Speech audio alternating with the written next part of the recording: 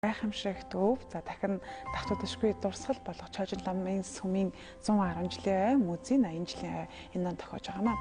Энэ хоёр түүхт байгаа тохиолдол нь Чойжин ламын сүм музейн хамт олон энэ сарын 28-ны өдөр Монгол төрийн сахиусны өргөө гэрэл зургийн үтсгэлэн за мөн дурсгалт байшингийн сэргээн засварлалт түн толгомдож буй асуудал нэртэй хэлэлцүүлэг болоод номын нээлттэй Монголын уран зургийн галерейн үтсгэлэнгийн тахинд хийсэн юм а. Чойжин ламын сүм нь 1904-өөс 1908 оны хооронд бүтээгдэн цогцолж монголчуудын сэтгэл оюун сүсэг бишрэлд хүндтэй байр суурийг эзэлсээр ирсэн билээ. Тус сүм уран барилгачдын урлагын гайхамшиг тухаанаар баригдсан түүх соёлын үнэт цогцол бүтээл бөхөөд Монголын түүхэнд тохиолсон хэлмэгдүүлэлтийн он жилүүдийг тесэж үлдсэн цөөн сүм хийдийн нэг юм. Сүмд хадгалагдах ном судар, бурхан, шашин номын эд үлгийн зүйл нь монголчуудын оюун санаа сүсэг бишрэлийн түүхэн илэрхийлэл, эрхэм нандин үнэлж баршгүй дурсгал тул 1938 онд эрдэм шинжилгээ үтсгэлэнгийн зорилгоор шинжлэх ухааны хүрээлэнгийн мэдээлэлд шилжүүлснээр тус музейн үндэс суурь тавигджээ. Улмаар 1941 онд Ямпай хаалгыг, 1960 онд сүмийг бүхэлд нь төрийн хамгаалтанд авсан түүхтэй.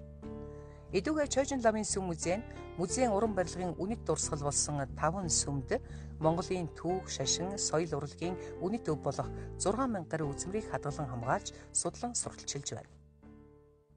Монголчуудын болон ер нь дэлхийн соёлын өвд багтахын олон өвүүдийг хадгалан хамгаалах, сурталчлан судлах гэсэн үндсэн үүргийн дагуу манай музей үйл ажиллагаа явуулж байна. Өндөр гэгээн зан узрын өөрийн мутраар бүтээсэн хосгүй үнэтэй болон түүний дэг сургууль, түүний шамрын бүтээсэн олон бүтээлүүд байдаг. Одоо шашин номын үйл ажиллагаанд зориулагдсан, байгуулагдсан тэр л хэлбрээрээ өнөөдөр хадгалагдсан үлдсэн Монголд олон байгаа тэр цөөхөн одоо ийм музейнуудын нэг нь бол энэ Чойжин ламын сүм. Бид нар эрдэм шинжилгээ судалгааны ажилдаа төлөв анхаарал сүүлийн жилүүдэд ном одоо тогтмол олон нийтэд хандсан энэ музейгээ сурталчилсан энэ сайхан одоо бүтээлүүдийг төрүүлсэн. Өнөөдөр энэ бүтээлүүдээ бас олон нийтэд одоо танилцуулж байна. Үзмөрийг соёлын бүтээлч одоо үйл ажиллагаанд оролцуулах, мөн одоо үзмөрийг судалгааны эргэлтэнд оруулах чиглэлээр олон ажлууд хийгээд за мөн одоо энэ сүм хэлбэрт байгаа барилга байгууллаганд ямар одоо тий эрсдэл аюул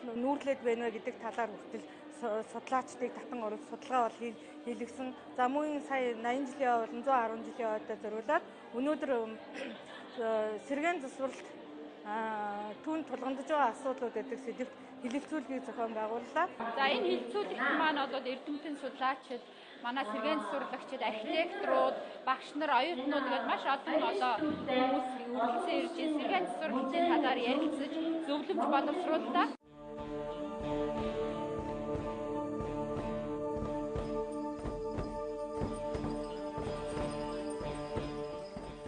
Тухайлбал энэ сэргээн засварлалтай холбоотой мэргэжлийн зөвлөлийг байгуулах хэрэгтэй юм байна. Энэ яг сэргээн засварлалтыг одоо үйл ажиллагааг эрхэлдэг улсын тийм байгууллага байх хэрэгтэй юм байна. Хуучин бол одоо социализмын үед нэрлэгдэж байгаа үед ийм түүх соёлын дурсгал зүйлийг сэргээн засварлах гэж тусдаа байгууллага бол байсан. Энэ маань нацаалж ирсний дараа бол устж үгүй болсон.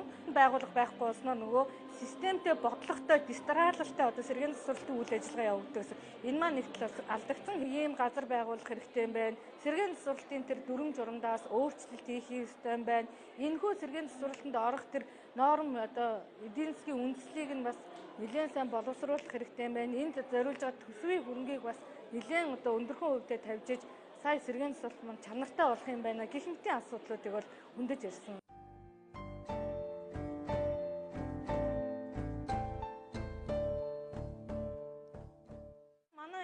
Музей бол энэ 80 жилийнхаа болон 110 жилийнхаа ой зуруулаа түүний эрдэм шинжилгээний ажил дээр маш их анхаарсан. Сэргээн засварлалтай холбоотой зөвхөн одоо Чойжин ламын дурсгал барилгатай холбоотой сэргээн засварлалтай үндэсний төв архив, зураг төслийн архивт болон Чойжин ламын сүм музей өөрийнхөө архив сан өмөрт хадгалагдаж байгаа баримтчгээ цуглуулад энэ баримтын эмтгэл хийсэн. Өөрөөр хэлбэл одоо 1940-оос 2018 оны хооронд Чойжин ламын сүм музей дурсгал барилгын хувьд ямар сэргээн засварлалтуудыг хийсэн бэ гэдгийг тэр номноос бид бүгд харах боломжтой юм. Монгол улсын хавцсан үнэт үзмөрүүдээс бүрдсэн бүтээл зураг гэдэг одоо бүтээлийнхаа нээлтийг бас одоо өнөөдөр хийж байна. 20 дугаар зууны ихэнх үеэс за 2018 он хүртэлх Чойжин ламын одоо музейд холбогдох фото зургийг одоо цуглуулад тэргээр альбом гаргаад түүхэн баримт өгүүлэх гэрэл зургийн одоо цомгийг гаргасан.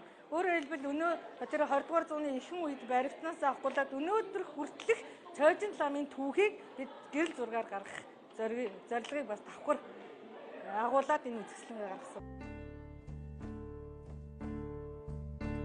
19-р зууны сүүлч 20-р зууны ихэнх үеийн уран барилга, уран баримл, уран зургийн цогцлбор чуулга болсон Цоожин ламын сүмийг Монгол улсын сүүлчийн эзэн хаан шашин төрийг хослон баригч Наран гэрэлтэй Түмэн наст 8 дугаар богд Жавзан дам хутгтын дүүд зориулж босгосон байдаг. Төрийн их Цоожин хар зүгийн тэрсүүдний омгийг дарагч Лувсан хайдварт зориулж их хүрээний нэр дуран барилагч Омбын зураг төсөл удирдлага дор Халах Монголын бүх аймаг хошуудаас 300 гаруй шилдэг урчуудыг цуглуулan байгуулж байсан түүхтэй.